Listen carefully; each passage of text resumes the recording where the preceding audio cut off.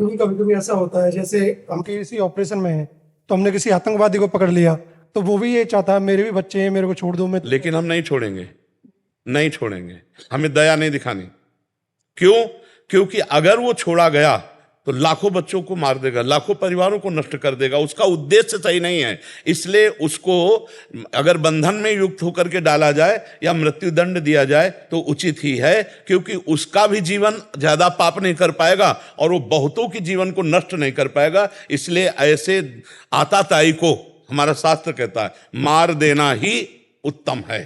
अगर वो बचा रहा तो लाखों को मार सकता है वो, क्योंकि उसका उद्देश्य है लाखों को मारना। उसको बंदी बना सकते हैं ना हम अपने। हाँ, लेकिन अगर बंदी बनाने के लिए तुमने थोड़ी सी चूक कर दी तो तुम्हें उड़ा देगा, तुम्हें उड़ा देगा। पहला हमारे जहां तक जानकारी में है कि हमारे राष्ट्र सैनिक पहला तो ऐलान यही करते हैं कि आप हाथ ऊपर करो और अपने आप को समर्पित कर दो। फिर अगर वो गोली चला दी तो फिर उसके इंतजार करने की जरूरत नहीं है। उसको जो हमारे राष्ट्रीय सुरक्षा यंत्र है उनके द्वारा फिर उसकी मृत्यु ही सेवा है। उसमें दया नहीं रखनी चाहिए, शत्रु पर दया नहीं रखनी चाहिए। जैसे भगवान के स्वरूप होते हैं गुरु, लेकिन द्रोणाचार्य जी विपक्ष में हैं, तो युधिष्ठिर से बुलवाया अश्वत्थामा हाथो, मारा गया अश्वत्थामा, मार दिया हाथी। बोले तुम बोलो अश्वत्थामा हाथो। अब वो जो ही उद्विग्न हुए, एक तो अश्वत्थामा का प्रेम कि अश्वत्थामा मारा गया, भाई इतने में दौड़ के धृष्टद्युम्न ने जाके गला उड़ा दिया।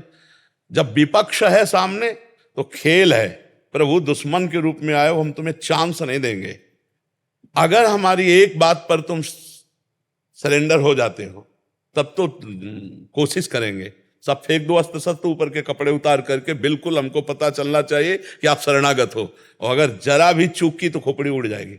और यही आपके लिए उचित है, नहीं आपकी खोपड़ी उड़ा देगा वो तो उड़ाने ही आया है। आताताई का वध करना उचित है, शास्त्र ऐसा आदेश करते हैं। आताताई उसे कहते हैं जो सोते हुए पुरुषों को, बिना अपराध किए हुए पुरुषों को, अब रेलवे स्टेशन पे खड़े गोली चला रहे, कौन तुम्हारा वहां दुश्मन है?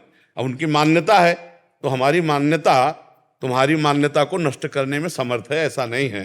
हमारी शासन विभाग, हमारी भारतीय जो सैन्य बल शक्ति है वो समर्थ है।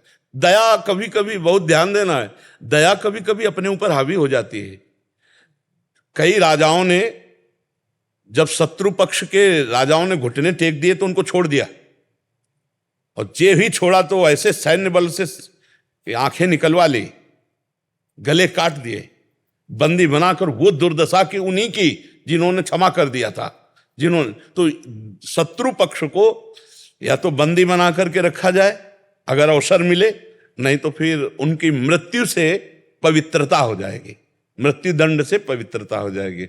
जैसे अपने भी देश में है, अब भारी अपराध, अक्षम्य अपराध किया तो फांसी की सजा दी जाती कि नहीं?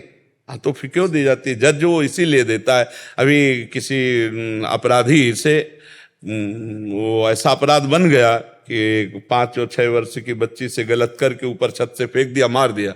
और जब जज के सामने गया तो उन्होंने कहा, अनुज बधू भगनी सुत नारी, 67 ये कन्या समचारी, इन्हीं कुदृष्टि बिलोके जोई, ताई बधे कुछ पाप न होई, इसको फांसी की सजा दो। और उसे पूछा कि उचित है ना? तो उसने कहा जी।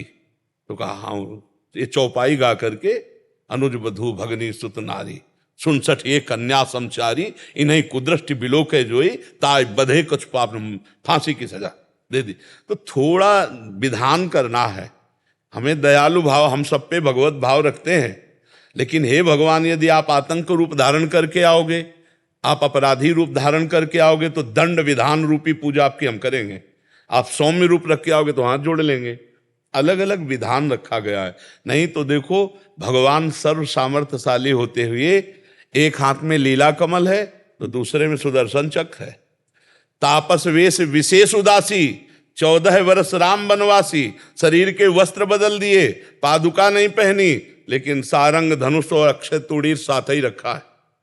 क्योंकि कुछ कृपा से मानेंगे, प्यार से, तो कुछ वार से मानेंगे। नहीं, अब जरूरी है। शस्त्र और शास्त्र दोनों के द्वारा समाज को कंट्रोल में रखा जाता है। शास्त्र के ज्ञान के द्वारा, और जो शास्त्र ज्ञान की मर्यादा का उल्लंघन करे उसे शस्त्र के द्वारा। देखो भगवान परशुराम जी तपस्या कर रहे हैं, लेकिन फरसा पासे में गड़ा रहता है, हाथे में फरसा रहता है। तो ये हमारे संस्कृति है।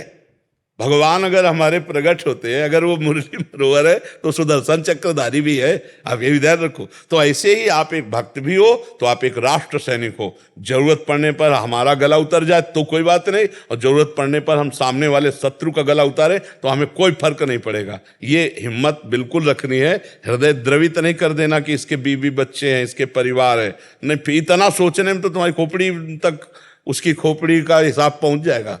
वो नहीं सोचेगा कि ये राष्ट्र सेवा में, तुम तो राष्ट्र सेवा में हो। वो हमारे देश में घुस रहा है विनाश करने के लिए। अब हमें नहीं सोचना, उसने नहीं सोचा कि मैं जो कार्य करने जा रहा हूं मेरे परिवार का क्या होगा, मेरा क्या होगा। अपने बम बांधा और हमारी पूरी 50 को उड़ा दिया। तो हम ऐसे लोगों को अवसर नहीं देंगे, ऐसे लोगों को अवसर नहीं देना चाहिए, नहीं तो अपना घाटा हो जाएगा। हाँ, अगर आ जाता है जो सभी आवा शरणाई तो फिर हम आप उसकी व्यवस्था अलग है, और अगर वो जरा भी छल कपट है तो फिर हमको सावधान हो जाना चाहिए। क्यों? हाँ, हम लोगों को भी सिखाया जाता है कि दया बिना साधु कसाई, दया करी तो आफत आई। दोनों बात संभाल के, दया बिना साधु कसाई, दया करी तो आफत आई, दया करी तो फंस जाएगा। देखो हिरन में फंस गए, दया करके भरत जी अगला जन्म हिरन का हुआ। तो जैसे आप राष्ट्रीय सेवक हो तो ऐसे ही आपको सावधान रखना। जहाँ दया की जरूरत है वहाँ दया की जरूरत है, और जहाँ क्रूरता की जरूरत है तो वहाँ दया नाम की चीज नहीं दिखाई देनी चाहिए आप में। आप में भय नहीं होना चाहिए, आप में रक्त देख करके हृदय द्रवित नहीं होना चाहिए। आप जिस समय सूरवीरता पे हैं उस देखो ना, भगवान हैं, अर्जुन हैं, महाभागवत हैं, भीष्म जी हैं, भगवान तक के बाण मारे भीष्म जी ने। सामने श्री कृष्णचंद्र जो है, यहां तो भावना करनी भगवान की, सामने श्री कृष्ण, और भीष्म जी तान के बाण मारते हैं, विकल हो गए अर्जुन और भगवान, और अपना परण विसार करके फिर रथ का चक्र पहिया लेकर भागे भीष्म की तरफ मारने के लिए। जिस समय हमें जो रोल दिया जाए, देखो इस समय आप राष्ट्र सैनिक का रोल है। हाँ, अगर आवश्यकता है, हुक्म है तो सैकड़ों की जान ले लेंगे, आवश्यकता है तो अपने प्राण दे देंगे। ये सूरवीरता कम न होने पावे। साधु संग, सत्संग, भगवत भावना, ये हमारा एक क्षेत्र है, और राष्ट्र प्रेम एक क्षेत्र है। राष्ट्र प्रेम की जगह फिर ये दया है, ये हम सह सकते हैं, ये हम सह सकते हैं। हमें जूते से कोई मार रहा, थप्पड़ से मार रहा है तो हम ठाकुर को याद करेंगे और समझेंगे कि आपका विधान, लेकिन आपका नहीं। आप कोई साधु वेश में नहीं हो, इसमें बिल्कुल दया नहीं चाहिए, बिल्कुल हृदय पक्का। यही भक्ति है, इसी को समझना है, यही पक्की भक्ति है। ये नहीं कह रहे हिंसा कैसे, भगवान करवा रहे हैं ना, मार अर्जुन। अर्जुन कह रहे सन्यास लेंगे और भिक्षा का अन्न पाएंगे लेकिन युद्ध नहीं करेंगे, और भगवान कह रहे नहीं, इस समय तुम्हें प्राप्त धर्म युद्ध, तो इस समय तुम्हें गर्दन काटनी। बोले किन की काटे? जिन्होंने अंगुली पकड़ के चलाना सिखाया, भीष्म जी, द्रोणाचार्य जी, उन्हीं की कटवाई। सर सैया पर अर्जुन ने ही भीष्म जी को गिराया है, और भीष्म जी अंगुली पकड़ के चलाना सिखाए थे अर्जुन। जब हमारा पक्ष और विपक्ष, धर्म और अधर्म की बात आवे, फिर हमारे अंदर दया नहीं, फिर उस समय नहीं। समझ पा रहे आप जी?